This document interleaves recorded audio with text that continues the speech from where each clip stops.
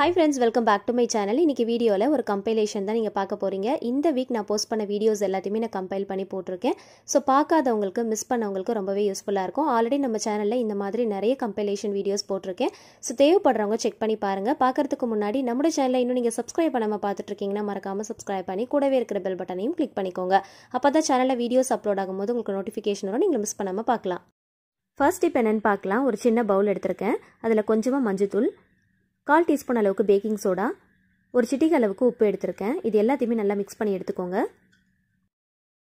சிகப்பு எறும்புகள் அதிகமா இருக்கிற இடங்கள்ல இது தூவி விட்டுட்டீங்க அப்படின்னா இந்த வாசனைக்கு அந்த எறும்புகள் சுத்தமா வரவே வராது. கண்டிப்பா ட்ரை பண்ணி பாருங்க. அடுத்த டிப்ஸ் என்னன்னு பார்க்கலாம். மழைக்காலத்துல நம்ம வாங்கி வைக்கிற பல பொருட்கள் பதத்து போன மாதிரி ஆயிடும். அதுலயும் பாத்தீங்கன்னா கசூரி மேத்தில நம்ம வாங்கி வைக்கிறோம் அப்படின்னா ஸ்டார்டிங்ல கிறிஸ்பியா இருக்கிற மாதிரி இருக்கும்.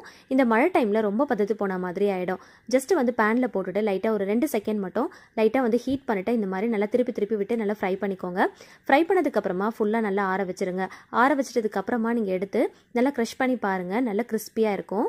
கசூரி மேத்தி அப்படிங்கிறது ஒண்ணுமே இல்லைங்க, வெந்தயக்கீரையை காய வச்சு ரெடி பண்றது தான். இதை நம்ம வீட்லயே கூட ப்ரிப்பேர் பண்ணி ரெடி பண்ணி வச்சுக்கலாம். மோஸ்ட்லி பாத்தீங்கன்னா பன்னீர், மஷ்ரூம் இந்த மாதிரியான ரெசிபிஸ்லாம் செய்யும் போது இதை யூஸ் பண்ணி பண்ணுவாங்க. நல்ல ஃப்ளேவரா இருக்கும். அதே மாதிரி டேஸ்ட்டும் பாத்தீங்கன்னா ரொம்பவே சூப்பரா இருக்கும். தாபா ரெஸ்டாரண்ட்ல நம்ம மோஸ்ட்லி சாப்பிட்ற அந்த ஃபுட்ல எல்லாம் பாத்தீங்கன்னா இந்த பொருட்கள் கண்டிப்பா சேர்ப்பாங்க. ஸோ இது நல்ல ஒரு ஃப்ளேவர் கொடுக்கும். இது பாத்தீங்கன்னா ஸ்டார்டிங்ல பதத்து போன மாதிரி இருந்தது இல்லையா? ஸோ இப்போ ஃப்ரை பண்ணதுக்கு அப்புறம் கிரஷ் பண்ணி பார்க்கும்போது எந்த அளவுக்கு பவுடர் ஆகுதுன்னு பாருங்க.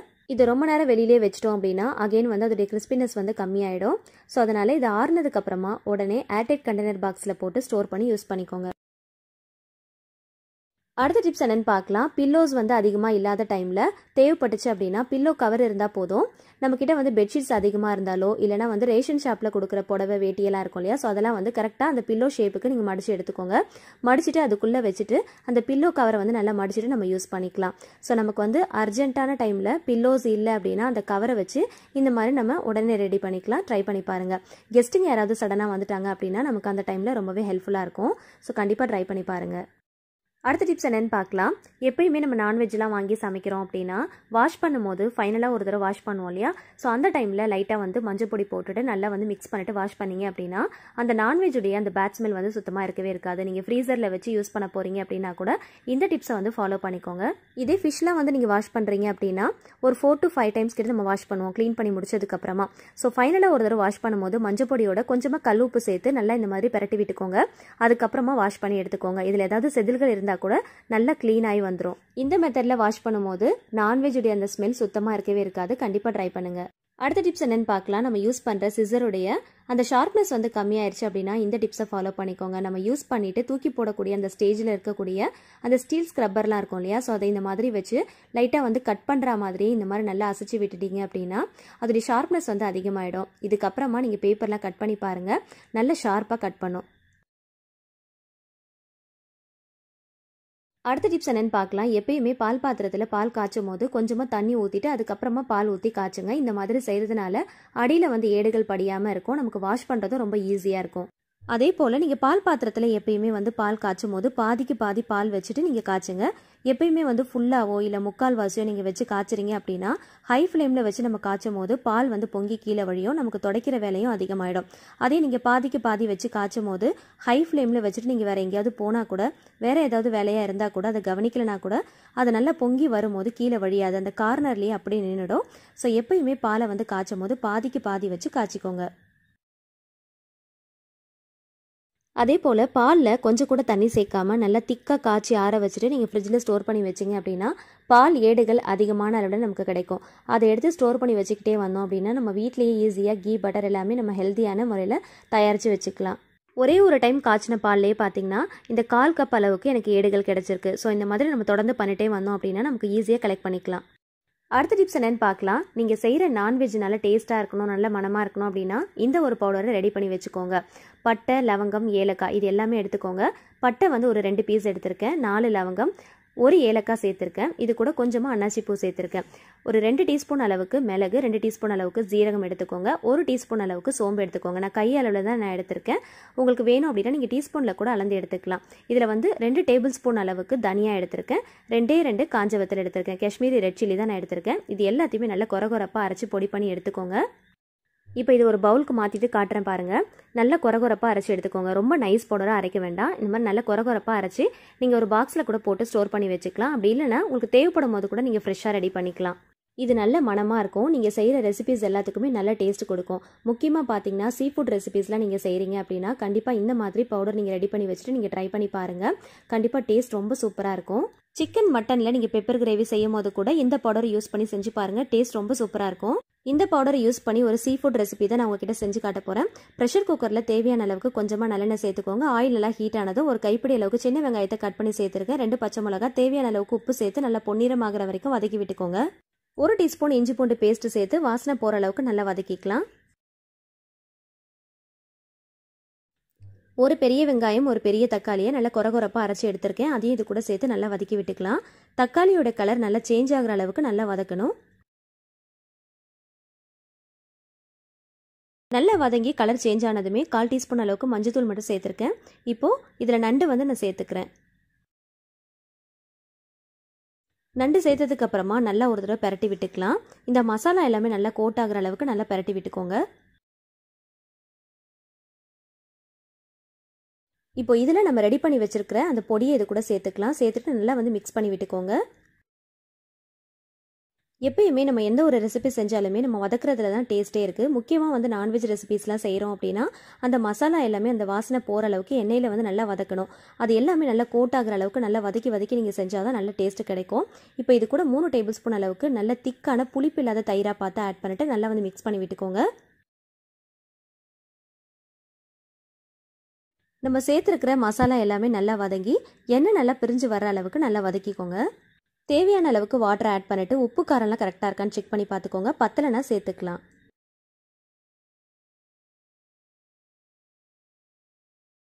எனக்கு உப்பு கொஞ்சம் கம்மியாக இருக்கிறதுனால அகைன் வந்து கொஞ்சமாக உப்பு சேர்த்துருக்கேன். இப்போ லிட் க்ளோஸ் பண்ணிடலாம்.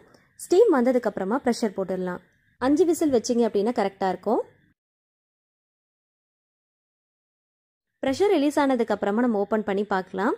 கொஞ்சம் வந்து தண்ணியாக இருக்கிறதுனால மீடியம் ஃப்ளேமில் வச்சு நல்லா திக்கான கன்சிஸ்டன்சி வர அளவுக்கு நம்ம நல்லா கொதிக்க விட்டுறலாம்.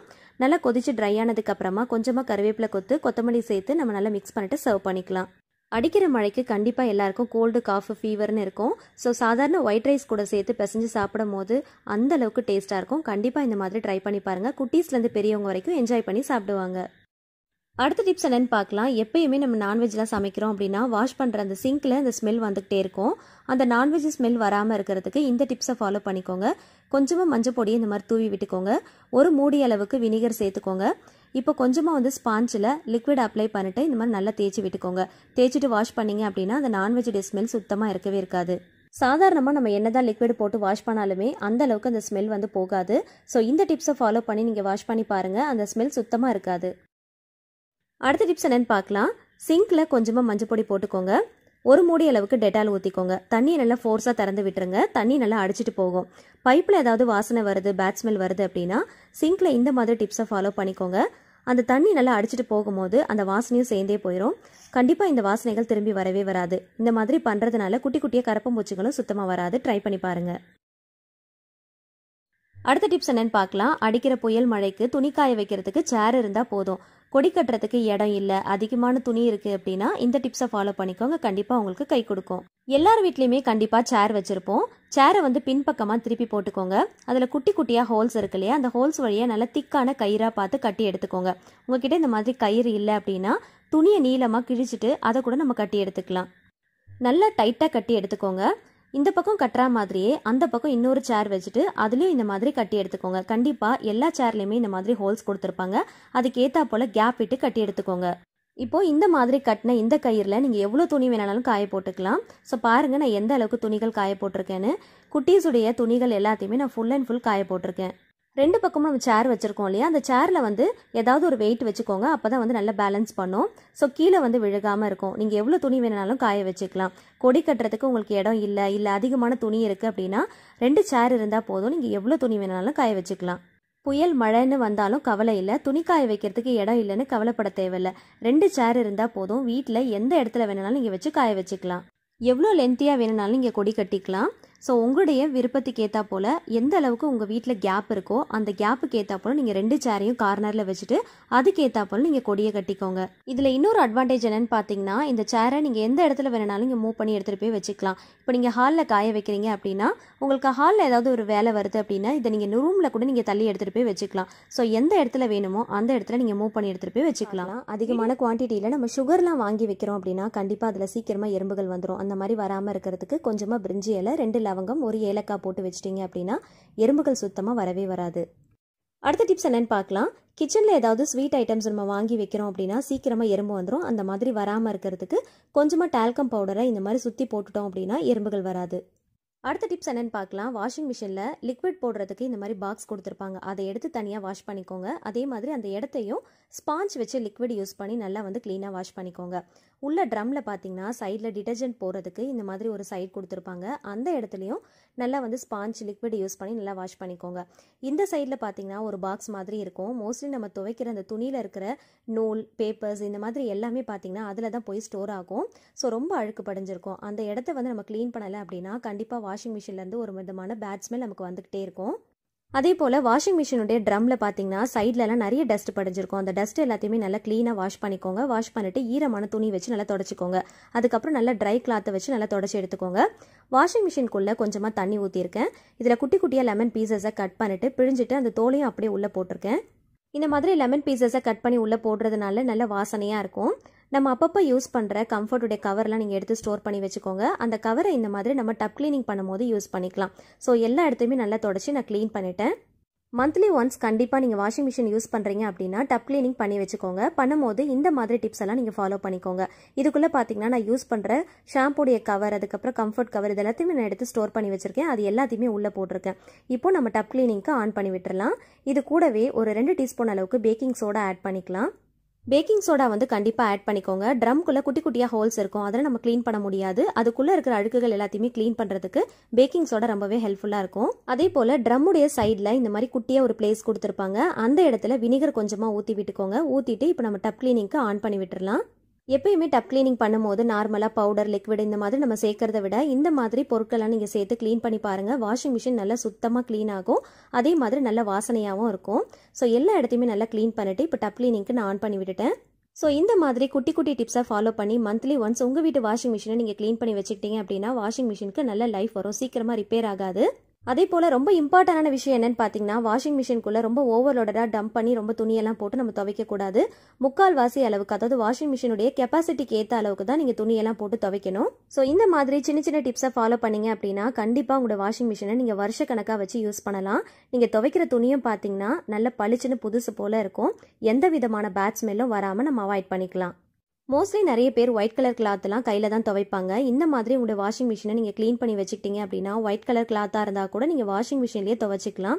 ஸோ முக்கியமாக பார்த்தீங்கன்னா அந்த இடத்த தான் நீங்கள் க்ளீன் பண்ணணும். அதில் தான் வந்து நிறைய அழுக்குகள் சேர்ந்துருக்கும். நிறைய டஸ்ட் எல்லாம் போய் ஸ்டோர் ஆகும். ஸோ அதை வந்து நல்லா க்ளீன் பண்ணி வச்சுக்கோங்க.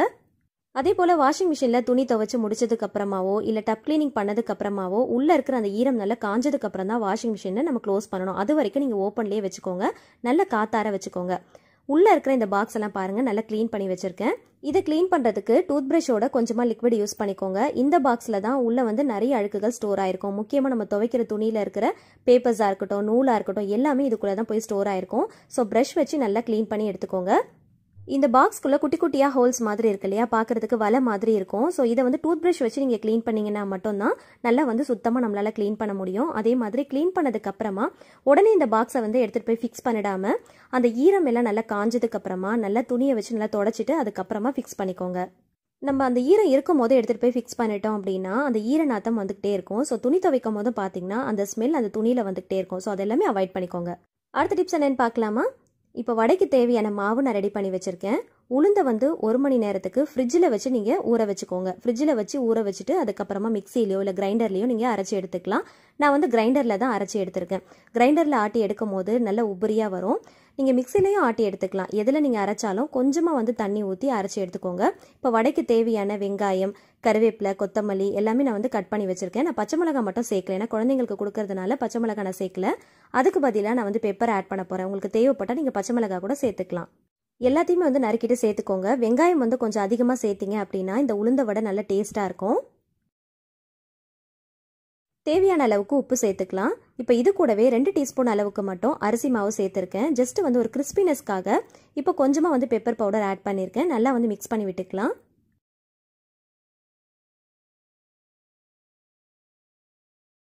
இப்போ டீ குடிக்கிற டம்ளர் எடுத்திருக்கேன், ஒரு ரப்பர் பேண்ட் எடுத்திருக்கேன், சாஃப்டான ஒரு கவர் எடுத்திருக்கேன். இந்த மாதிரி மாவுலாம் வாங்கும் போது சாஃப்டாக நல்ல வலுவலுப்பாக இருக்கிற மாதிரி கவர் கொடுப்பாங்க இல்லையா, ஸோ அந்த மாதிரி கவராக பார்த்து கட் பண்ணி எடுத்துக்கோங்க. நல்ல வலுவலுப்பாக இருக்கிற அந்த போர்ஷனை மேலால் வச்சுட்டு இந்த மாதிரி டைட்டாக ரப்பர் பேண்ட் போட்டுக்கலாம்.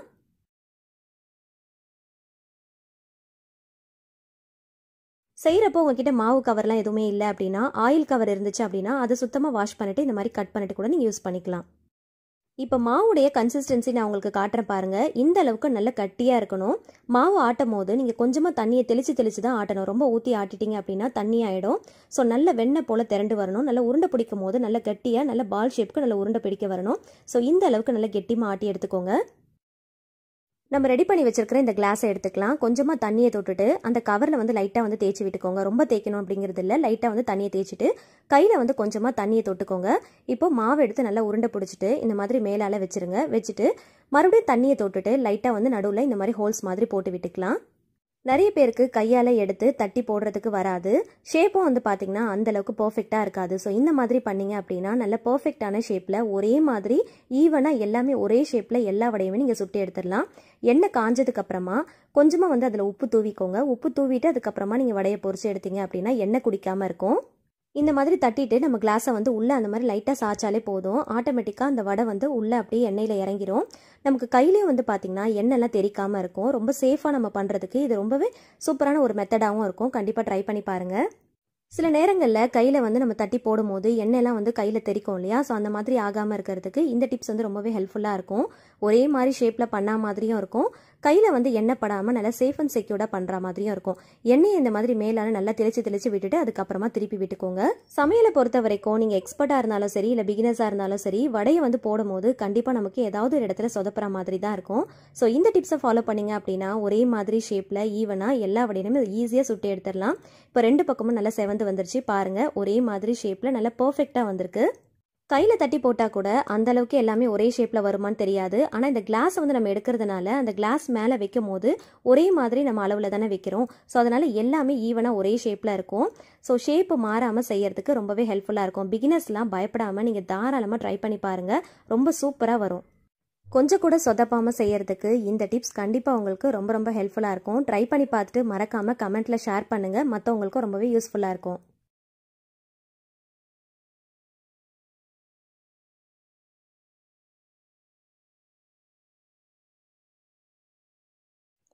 எல்லா வடையுமே ஈவனாக ஒரே ஷேப்பில் வந்திருக்கு பாருங்கள். ஸோ ஒரே ஒரு ரப்பர் பேண்டோ கிளாஸோ இருந்தால் போதுங்க. எவ்வளோ வடை வேணுனாலும் இங்கே சுட்டி எடுக்கலாம். மாவுடைய கன்சிஸ்டன்சி மட்டும் ரொம்பவே இம்பார்ட்டன்ட். அதை மட்டும் நீங்கள் பார்த்து கரெக்டாக அரைச்சி எடுத்துட்டீங்க அப்படின்னா இந்த டிப்ஸை ஃபாலோ பண்ணி எல்லாத்தையும் ஒரே ஷேப்பில் ரொம்ப சூப்பராக சுட்டி எடுத்துடலாம். ஃபங்க்ஷன்ஸ் இல்லைனா ஏதாவது ஃபெஸ்டிவல்ஸ்லாம் வருது அப்படின்னா கண்டிப்பாக நிறைய குவான்டிட்டியில் நம்ம செய்கிற மாதிரி இருக்கும் இல்லையா, ஸோ அந்த மாதிரி டைமில் இந்த கிளாஸ் டிப்ஸ் ரொம்பவே ஹெல்ப்ஃபுல்லாக இருக்கும். கண்டிப்பாக ட்ரை பண்ணி பாருங்கள். இப்போ கட் பண்ணி காட்டுறேன் பாருங்கள். நம்ம அரிசி மாவு சேர்த்ததுனால மேலே நல்ல கிறிஸ்பியாக இருக்கும், உள்ளே நல்ல சாஃப்ட் அண்ட் ஸ்பாஞ்சியாக இருக்கும். எவ்வளோ நல்லா சாஃப்டாக வந்திருக்குன்னு பாருங்கள். மாவு மட்டும் நீங்கள் கரெக்டான கன்சிஸ்டன்சியில் அரைச்சி எடுத்துட்டாலே போதும். ரொம்ப சூப்பராக செஞ்சிடலாம். ஸோ இந்த வீடியோவில் நான் ஷேர் பண்ணியிருக்கிற இந்த டிப்ஸ் உங்களுக்கு ரொம்பவே ஹெல்ப்ஃபுல்லாக இருந்திருக்கும்னு நினைக்கிறேன். பிகினர்ஸ்லாம் தாராளமாக பயப்படாமல் ட்ரை பண்ணி பாருங்கள். ட்ரை பண்ணிட்டு மறக்காமல் கமெண்ட்டில் ஷேர் பண்ணுங்கள். இந்த பழைய துணிகள் நிறைய இருந்துச்சு அப்படின்னா இந்த டிப்ஸை ஃபாலோ பண்ணிக்கோங்க. ஒரே ஷேப்பில் நிறைய கட் பண்ணி ஒரு ஸ்வீட் பாக்ஸில் போட்டு கிச்சனில் ஏதாவது ஒரு கார்னரில் ஸ்டோர் பண்ணி வச்சுக்கோங்க. குழம்பு ஏதாவது கொட்டிட்டாலோ இல்லை ஆயில் ஏதாவது சிந்திட்டாலோ கேஸ் ஸ்டவ் க்ளீன் பண்ணுறதுக்கு, கவுண்டர் டாப் க்ளீன் பண்ணுறதுக்கு, இந்த மாதிரி நிறைய விஷயத்துக்கு நமக்கு ரொம்பவே ஹெல்ப்ஃபுல்லாக இருக்கும். அந்த நேரத்தில் நம்ம துணியை தேடணும் அப்படிங்கிற அவசியம் இருக்காது. இந்த மாதிரி ஒரே ஷேப்பில் கட் பண்ணி நம்ம பாக்ஸில் ஸ்டோர் பண்ணி வச்சுக்கிட்டோம் அப்படின்னா தேவைப்படும் போது எடுத்து யூஸ் பண்ணிக்கலாம். அடுத்த டிப்ஸ் என்னென்னு பார்க்கலாம். சுடிதாருடைய பாட்டம் போர்ஷனை கட் பண்ணி ஸ்வீட் பாக்ஸில் ஸ்டோர் பண்ணி வச்சுருந்தேன். ஹேண்ட் போர்ஷனை கட் பண்ணி எடுத்திருந்தேன். அதில் ஒரு ஹேண்ட் போர்ஷனை இந்த மாதிரி கீ பாட்டில் வந்து கவர் பண்ணுறதுக்காக யூஸ் பண்ணியிருக்கேன். மோஸ்ட்லி இந்த மாதிரி ஆயில் பாட்டிலாம் கவர் பண்ணுறதுக்கு நம்ம சாக்ஸ் யூஸ் பண்ணுவோம் இல்லையா, சாக்ஸ் இல்லை அப்படின்னா அதுக்கு பதிலாக இந்த மாதிரி ஹேண்ட் போர்ஷனை கூட நம்ம யூஸ் பண்ணி கவர் பண்ணிக்கலாம். நம்ம கீ பாட்டில் யூஸ் பண்ணும்போது ஏதாவது வழிஞ்சா கூட அந்த துணியிலே படுமே தவிர கீழே படாது. ஏன்னா வந்து கீழே நம்ம நல்லா மடிச்சு விட்டுருக்கோம். ஸோ இந்த மாதிரி நீங்கள் ட்ரை பண்ணி பாருங்கள். இன்னொரு ஹேண்ட் போர்ஷனை ஹேர் ஆயில் பாட்டில் வந்து கவர் பண்ணுறதுக்காக யூஸ் பண்ணியிருக்கேன். கரண்ட் வராத அளவுக்கு மேலேயும் கீழேயும் டைட்டாக ரப்பர் பேண்ட் போட்டிருக்கேன். இந்த மாதிரி நம்ம வச்சு ஸ்டோர் பண்ணி யூஸ் பண்ணும்போது ஆயில் ஏதாவது வழிஞ்சா கூட கவுண்டர் டாப்பில் படாமல் அந்த துணியிலே படும். நம்ம அகைன் வந்து வாஷ் பண்ணிட்டு கூட யூஸ் பண்ணிக்கலாம். தேவையில்லைனா தூக்கி கூட போட்டுடலாம். அடுத்த டிப்ஸ் என்னன்னு பார்க்கலாம். மிக்சியுடைய பாட்டம் சைடில் 4 கார்னர்லையும் இந்த மாதிரி புஷ் மாதிரி கொடுத்துருப்பாங்க. அது கவுண்டர் டாப்பில் நல்லா கிரிப்பாக பிடிச்சிக்கும். எந்த சைட்லையுமே நம்மளால் ஈஸியாக மூவ் பண்ணி வைக்க முடியாது. நாள் அடைவில், அதாவது ரொம்ப வருஷம் ஆனதுக்கப்புறம் அந்த கிரிப்பாக பிடிச்சிருக்கிறது என்ன ஆகும்னு பார்த்தீங்கன்னா நல்லா மெல்ட் ஆகி அப்படியே பிளாக்காக மாற ஆரம்பிச்சிடும். ஸோ கவுண்டர் டாப் ஃபுல்லாக வீணான மாதிரி ஆகிடும். அதுக்கு பதிலாக இந்த டிப்ஸை ஃபாலோ பண்ணிக்கோங்க. டபுள் சைட் செலஃபன் டேப்பை ஸ்கொயர் ஷேப்பில் கட் பண்ணி அந்த புஷ்ஷில் வந்து ஸ்டிக் பண்ணிக்கோங்க. அதுக்கு மேலே இந்த மாதிரி குழந்தைங்களுடைய மெடிசன் பாட்டிலுக்கு நமக்கு மூடி கொடுப்பாங்க இல்லையா, அதை வந்து ஸ்டிக் பண்ணிக்கோங்க. உங்ககிட்ட இந்த மாதிரி மூடி இல்லை அப்படின்னா வாட்டர் கேனுடைய மூடியை கூட நீங்கள் யூஸ் பண்ணிக்கலாம். இந்த மாதிரி மூடியை நம்ம ஸ்டிக் பண்ணுறதுனால இது மிக்சியை நல்லா பேலன்ஸ் பண்ணும். எந்த சைடில் வேணாலும் நம்ம ஈஸியாக மூவ் பண்ணி வச்சுக்கலாம். பாட்டம் சைடில் நல்ல ஒரு கேப் கிடைக்கிறதுனால கை விட்டு க்ளீன் பண்ணுறதுக்கு ஈஸியாக இருக்கும். அடுத்த டிப்ஸ் என்னன்னு பார்க்கலாம். சுடிதாருடைய பாட்டம் போர்ஷன், ஹேண்ட் போர்ஷன் எல்லாத்தையுமே நம்ம யூஸ் பண்ணிட்டோம். மேலே இருக்கிற போர்ஷனை ஜிக்ஸாக்காக மடிச்சுட்டு ஹேர் பேண்ட் போட்டுக்கோங்க. இதை மிக்சியை கவர் பண்ணுறதுக்கு ஒரு கவர் மாதிரி யூஸ் பண்ணிக்கலாம்.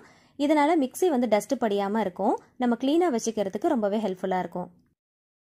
அடுத்த டிப்ஸ் என்னன்னு பார்க்கலாம். இதுக்காக நான் ஒரு பலூன் தான் எடுத்திருக்கேன். நான் கட் பண்ணுற மாதிரியே குட்டி குட்டி பீசஸாக சிசர் யூஸ் பண்ணி கட் பண்ணி வச்சுக்கோங்க.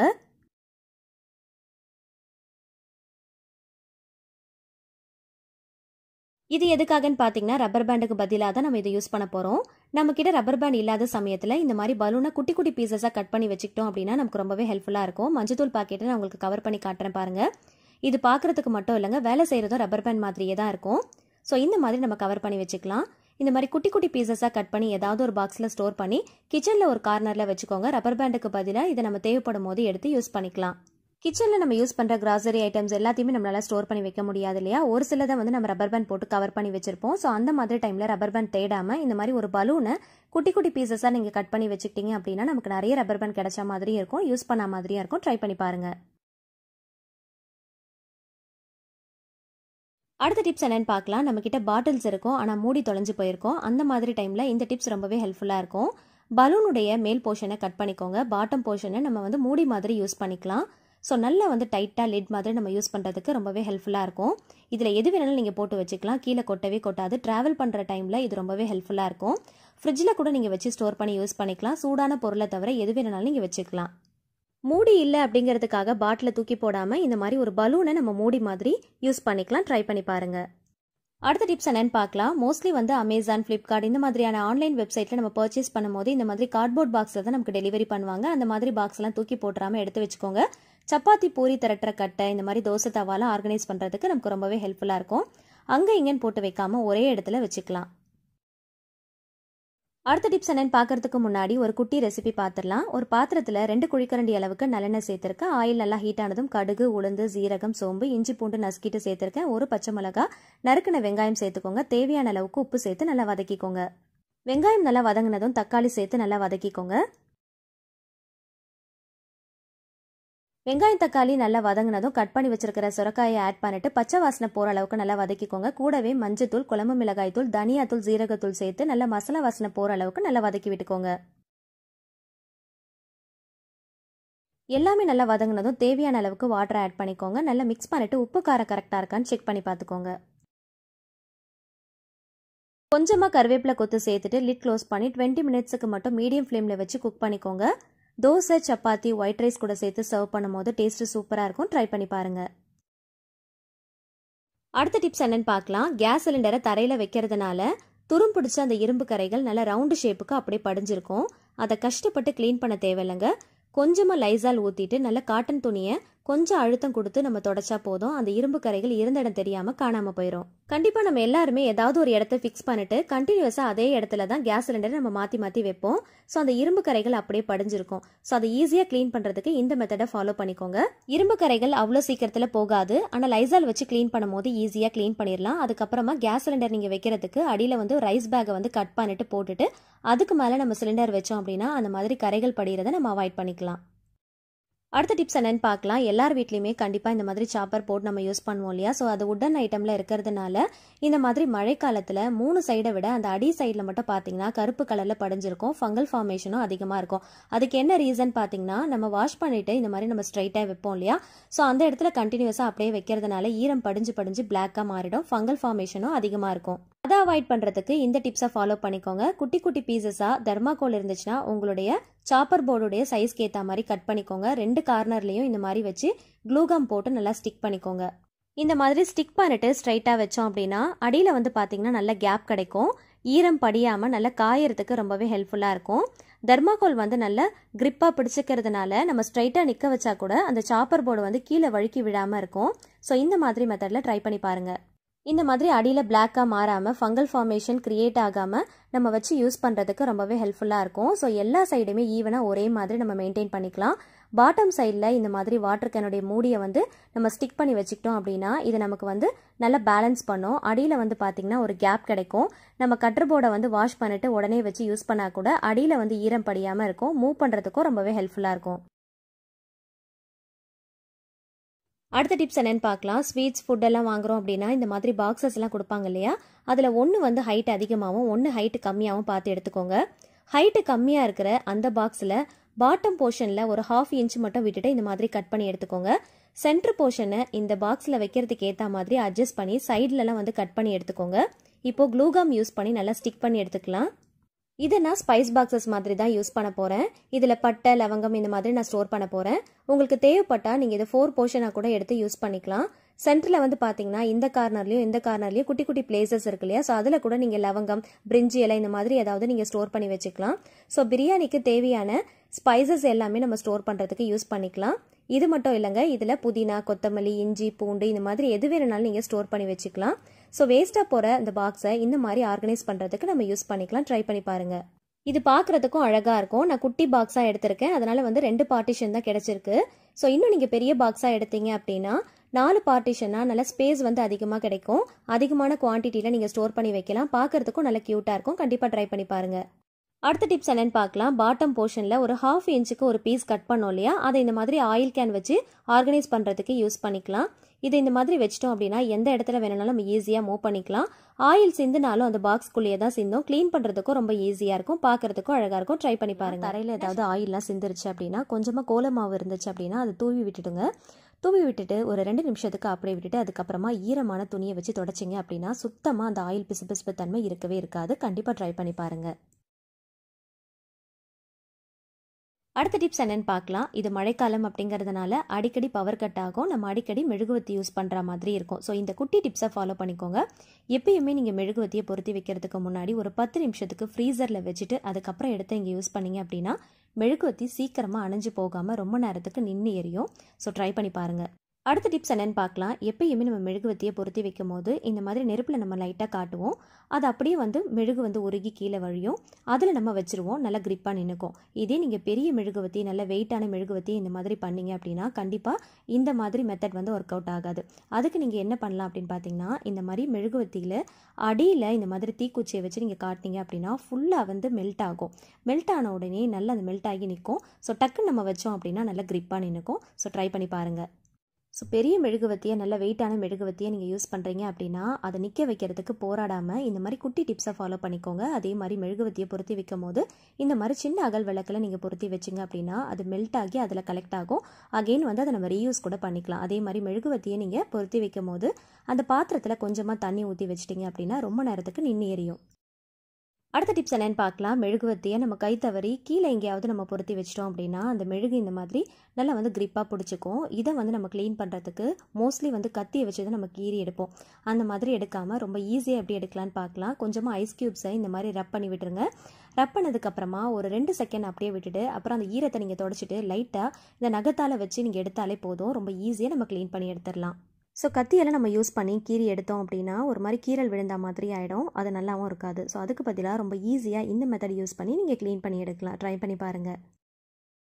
அடுத்த டிப்ஸ் என்னென்னு பார்க்கலாம். சிகப்பெரும்புகள் கருப்பெரும்புகள்லாம் அதிகமாக இருந்துச்சு அப்படின்னா அதிகமாக நல்ல வாசனையாக இருக்கக்கூடிய டால்கம் பவுடரை நீங்கள் தூவி விட்டுட்டீங்க அப்படின்னா கொஞ்ச நேரத்தில் காணாமல் போயிடும். அடுத்த டிப்ஸ் என்னென்னு பார்க்கலாம். இதுக்காக நான் ஒரு லெமன் தான் எடுத்திருக்கேன். தூக்கி போடக்கூடிய ஸ்டேஜில் இருக்கக்கூடிய ஒரு லெமன் தான் பார்த்து எடுத்திருக்கேன். ஸ்கின்னுடைய கலர் சேஞ்ச் ஆகியிருக்கும் இல்லையா, ஸோ அந்த மாதிரி லெமனை 2ஆக கட் பண்ணி எடுத்திருக்கேன். இதுக்குள்ளே 4 கிராம்பு வந்து இந்த மாதிரி இன்சர்ட் பண்ணி எடுத்திருக்கேன். இதை வந்து நம்ம நெருப்பில் தான் காட்ட போகிறோம். இந்த மாதிரி நம்ம நெருப்பில் காட்டும் போது நல்லா வந்து கமகமன் வாசனையாக இருக்கும். மழைக்காலம் வந்துட்டாலே கண்டிப்பாக எல்லாருடைய கிச்சன்லேயும் குட்டி குட்டியாக பழைய கொசுக்கள் சுற்றிக்கிட்டு இருக்கும். முக்கியமாக பார்த்தீங்கன்னா ஃபுட் ஐட்டம்ஸ்லாம் நம்ம வச்சுருப்போம் இல்லையா, அந்த ஏரியாவில், சிங்க் ஏரியாவில், வாட்டர் ஸ்டோர் பண்ணி வச்சுருக்கிற அந்த இடங்களில், இந்த மாதிரி இடங்களில் பார்த்தீங்கன்னா அந்த குட்டி குட்டியாக கொசுக்கள் சுற்றிக்கிட்டே இருக்கும். ஸோ இந்த மாதிரி பண்ணுறப்போ இதிலேருந்து வர அந்த வாசனைக்கு சுத்தமாக அந்த கொசுக்கள் காணாமல் போயிடும். கண்டிப்பாக ட்ரை பண்ணி பாருங்கள். ஸோ இந்த லெமனோடு சேர்ந்து கிராம்பு நல்லா மெல்ட் ஆகிறதுனால கிச்சன் முழுக்க நல்லா கமகமன்னு வாசனையாக இருக்கும். இந்த மாதிரி நல்லா நெருப்பில் காட்டிட்டு கிச்சனில் ஏதாவது ஒரு கார்னரில் வச்சிட்டிங்க அப்படின்னா அந்த குட்டி குட்டியாக கொசுக்கள் சுத்தமாக வரவே வராது. கிச்சன் முழுக்க நல்ல வாசனையாகவும் இருக்கும். இதனுடைய எஃபெக்ட் பார்த்தீங்கன்னா ஒரு நாள் முழுக்க இருக்கும். ஸோ இதை ரூம், கிச்சன், ஹால் எங்கே வேணாலும் நீங்கள் வைக்கலாம். அதே போல் ஃப்ரிட்ஜில் கூட நீங்கள் ஒன்று எடுத்துகிட்டு போய் வைக்கலாம். ஃப்ரிட்ஜில் வந்து எல்லா பொருட்களையும் நம்ம ஸ்டோர் பண்ணுறதுனால அதுலேருந்து ஒரு விதமான பேட் ஸ்மெல் வரும். ஸோ அது எல்லாத்தையுமே நல்லா வந்து அப்சர்வ் பண்ணும். ஸோ முக்கியமாக வந்து பால், தயிர்லாம் வைக்கிறோம் இல்லையா, ஸோ அந்த இடங்களில் இந்த மாதிரி ஸ்டோர் பண்ணி வைங்க. ரொம்ப யூஸ்ஃபுல்லாக இருக்கும். அடுத்த டிப்ஸ் என்னன்னு பார்க்கறதுக்கு முன்னாடி ஒரு குட்டி ரெசிபி பார்த்துலாம். பிகினர்ஸ் கூட தாராளமாக ட்ரை பண்ணலாம். அந்த அளவுக்கு நல்ல டேஸ்டியான ஒரு கறி ரெசிபி தான் பார்க்க போகிறோம். மண்சட்டி கடாயில் 2 குழிக்கரண்டி அளவுக்கு நல்லெண்ணெய் எடுத்துருக்கேன். ஆயில் நல்லா ஹீட் ஆனதும் கடுகு, உளுந்து, சீரகம், சோம்பு சேர்த்து நல்லா பொரிய விட்டுக்கோங்க. இஞ்சி பூண்டை நறுக்கிட்டு சேர்த்துக்கோங்க. காரத்துக்கு ஏற்றா போல் பச்சை மிளகாயும் நறுக்கிட்டு சேர்த்துக்கோங்க. இது எல்லாத்தையுமே நல்லா வதக்கி விட்டுக்கலாம். கூடவே 2 பெரிய வெங்காயத்தை நல்லா நீல வாக்கில் தின்னா ஸ்லைஸ் பண்ணி வச்சிருக்கேன். தேவையான அளவுக்கு கல் உப்பு சேர்த்து நல்லா பொன்னிறமாகிற அளவுக்கு நல்லா வதக்கிக்கோங்க. வெங்காயம் நல்லா வதங்கினதும் ஈக்குவல் ரேஷியோவில் தக்காளியை நீல வாக்கில் தின்னா ஸ்லைஸ் பண்ணி வச்சிருக்கேன். கூடவே கருவேப்பிலை கொத்து சேர்த்து நல்லா மசியை நல்லா வதக்கி விட்டுக்கோங்க.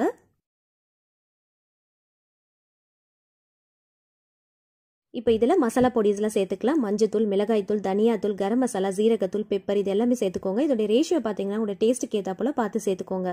மசாலா வாசனை போகிற அளவுக்கு நல்லா வதக்கிக்கோங்க. எண்ணெய் பிரிஞ்சு வர டைமில் 2 சின்ன கப் அளவுக்கு வாட்டர் ஆட் பண்ணிக்கலாம். உப்பு காரம் கரெக்டாக இருக்கான்னு செக் பண்ணி பார்த்துக்கோங்க. மூடி போட்டு ஒரு 10 நிமிஷத்துக்கு கொதிக்க விட்டுடலாம்.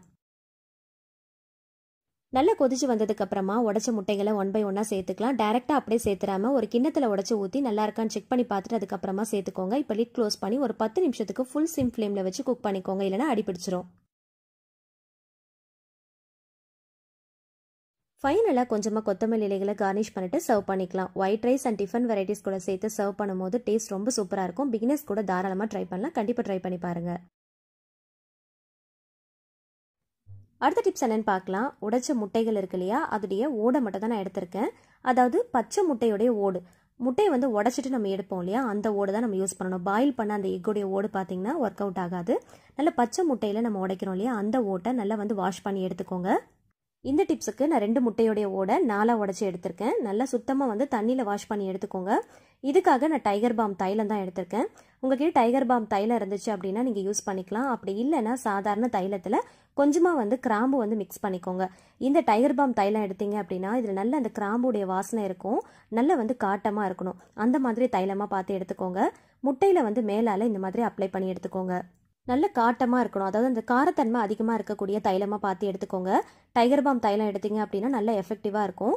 அப்படி இல்லைன்னா உங்ககிட்ட இருக்கிற தைலத்தில் கிராம்பு வந்து நல்லா தூள் பண்ணிட்டு சேர்த்துக்கோங்க. ஸோ இந்த மாதிரி எல்லா முட்டையிலையுமே மேலால் அந்த தைலத்தை வந்து அப்ளை பண்ணி எடுத்துக்கோங்க. உங்கள் வீட்டில் எந்த இடங்கள்லாம் ஆணி இருக்கோ அந்த இடங்களில் இந்த மாதிரி மாட்டி விட்டுட்டீங்க அப்படின்னா ஈஸியாக மாட்டி வைக்கலாம். ஸோ இந்த வாசனைக்கு பல்லிகள் வந்து சுத்தமாக வரவே வராது. பல்லிகள் இருந்தாலுமே சுத்தமாக அது காணாமல் போயிடும். அந்த காலத்துலலாம் சொல்லுவாங்க, முட்டையுடைய ஓட்டை அங்கங்கே நம்ம மாட்டி வச்சோம் அப்படின்னா அந்த வாசனைக்கு பல்லிகள் வராதுன்னு சொல்லுவாங்க. இந்த டிப்ஸையும் சேர்த்து நீங்கள் ஃபாலோ பண்ணி பாருங்கள். பல்லிகள் இருந்தாலுமே நாளடைவில் அந்த பல்லிகள் காணாமல் போகிறத நீங்கள் கண் கூட பார்க்கலாம். ஸோ எந்த இடங்கள்லாம் பல்லியுடைய நடமாட்டங்கள் அதிகமாக இருக்கோ அந்த இடங்கள்ல இந்த மாதிரி நீங்கள் வச்சுக்கோங்க. முக்கியமாக பல்லிகளுடைய நடமாட்டங்கள் எங்கே இருக்கும்னு பார்த்தீங்கன்னா டியூப்லைட்டுக்கு பக்கத்தில் தான் இருக்கும். ஏன்னா அங்கே வர பூச்சிகளை பிடிச்சி சாப்பிட்றதுக்காக அந்த இடங்கள்ல அதிகமாக நடமாடும். ஸோ அந்த மாதிரி இடங்கள்ல நீங்கள் பார்த்து மாட்டி வச்சிட்டிங்க அப்படின்னா கண்டிப்பாக இந்த வாசனைக்கு பல்லிகள் சுத்தமாக வரவே வராது. அதே மாதிரி நைட்டு தூங்க போகிறதுக்கு முன்னாடி சிங்க்குடைய அந்த ஹோல்ஸை நல்லா க்ளீன் பண்ணிட்டு இந்த மாதிரி வச்சுக்கோங்க. கண்டிப்பாக வராது. பல்லிகள் ரொம்ப ஆபத்தானது, பாய்சனும் கூட. அதை ஒழிச்சு கட்டுறதுக்கு நம்ம என்னென்ன வழிகளோ ஃபாலோ பண்ணியிருப்போம். ஆனால் எதுவுமே ஒர்க் அவுட் ஆயிருக்காது. ரொம்ப பெரிய எஃபெக்டிவாகவும் இருந்திருக்காது. ஆனால் இந்த மெத்தடை நீங்கள் ஃபாலோ பண்ணி பாருங்க. ரொம்ப ரொம்ப எஃபெக்டிவாக இருக்கும். நல்ல ஒர்க் அவுட் ஆகும். அதே போல் கொஞ்சமாக இந்த தைலத்தை எடுத்து டைல்ஸில் அங்கங்கே தடவி விட்டுட்டோம் அப்படின்னா நல்ல வாசனையாக இருக்கும். இந்த வாசனைக்கு டைல்ஸில் கூட அது ஊர்ந்து போகாது. நானுமே நிறைய மெத்தட் ட்ரை பண்ணியிருக்கேன். ஆனால் பல்லிகள் வந்து கம்மியான மாதிரி தெரியல. ஆனால் இந்த மெத்தட் ரொம்ப ரொம்ப எஃபெக்டிவாக இருந்துச்சு. நல்லா ஒர்க் அவுட் ஆச்சு. நீங்களும் கண்டிப்பாக ட்ரை பண்ணி பார்த்துட்டு உங்களோட ஃபீட்பேக்கை கமெண்ட்ஸில் ஷேர் பண்ணுங்கள். மற்றவங்களுக்கு ரொம்பவே யூஸ்ஃபுல்லாக இருக்கும். அடுத்த டிப்ஸ் என்னன்னு பார்க்கலாம். ஆல்ரெடி வந்து நிறைய வீடியோவில் நிறைய டிப்ஸ் பார்த்துருக்கோம் இது ரிலேட்டடாக. இருந்தாலும் புதுசாக பார்க்குறவங்களுக்காக இந்த டிப்ஸை நான் ஷேர் பண்ணுறேன். நம்ம வாங்கி வைக்கிற பருப்பு, அரிசி இதிலெல்லாம் வந்து வண்டு புழு பூச்சி வராமல் இருக்கிறதுக்கு கொஞ்சமாக பிரிஞ்சி இலையை கட் பண்ணி இந்த மாதிரி போட்டு வச்சோம் அப்படின்னா கண்டிப்பாக வண்டு புழு பூச்சி வராது. ஒரு மாதிரி கட்டி கட்டியாகவும் ஆகாது. ஸோ இந்த கம்பைலேஷன் வீடியோ உங்களுக்கு ரொம்பவே யூஸ்ஃபுல்லாக இருந்திருக்கும்னு நினைக்கிறேன். ஒரே வீடியோவில் நிறைய டிப்ஸ் அண்ட் ரெசிபிஸ் நீங்கள் தெரிஞ்சிருப்பீங்க. ஸோ பார்க்காம மிஸ் பண்ணவங்களுக்கு ரொம்பவே யூஸ்ஃபுல்லாக இருந்திருக்கும். இதே மாதிரி நிறைய கம்பைலேஷன் வீடியோ நம்மளோட சேனலில் போஸ்ட் பண்ணியிருக்கேன். ஸோ தேவைப்படுறவங்க செக் பண்ணி பார்த்துக்கோங்க. நான் உங்களுக்கு கார்ட்லேயும் ஸ்க்ரீன்லேயும் அட்டாச் பண்ணுறேன். தேவைப்படுறவங்க கண்டிப்பாக போய் செக் பண்ணி பாருங்கள். இதே மாதிரி டிப்ஸ் அண்ட் ட்ரிக்ஸ் தெரிஞ்சுக்க ஆசைப்பட்டீங்கன்னா நம்மளோட சேனலை மறக்காமல் சப்ஸ்கிரைப் பண்ணிட்டு தொடர்ந்து சப்போர்ட் பண்ணுங்கள். வீடியோ பிடிச்சிருந்தா லைக் பண்ணுங்கள், ஃப்ரெண்ட்ஸ் அண்ட் ஃபேமிலிஸ் கூட ஷேர் பண்ணுங்கள். Thank you so much. கீப் வாட்சிங்.